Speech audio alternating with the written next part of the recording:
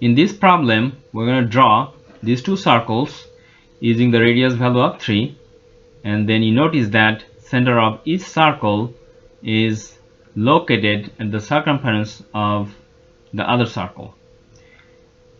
And then we're going to trim as shown in this image, and then find the area that is bounded by these two arcs.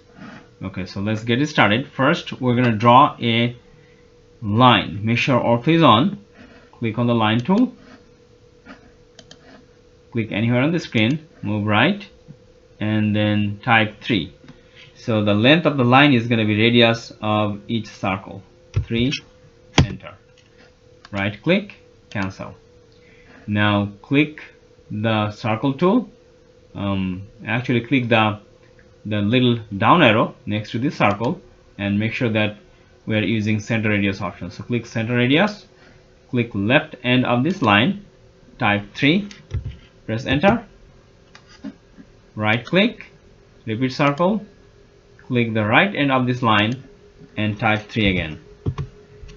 Okay, so now select this line and delete to erase it from your drawing area, and then click trim and trim the unwanted portion of both circles.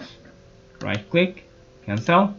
Now we're going to join these two arcs using the join tool. Type join, press enter, click both arcs. So it will convert them into a single polyline. Hover your mouse, it will tell you that it's a polyline. Alright, so click on that polyline, right click and click properties, and it's going to give you the area that it is asking in the problem, 11.0553.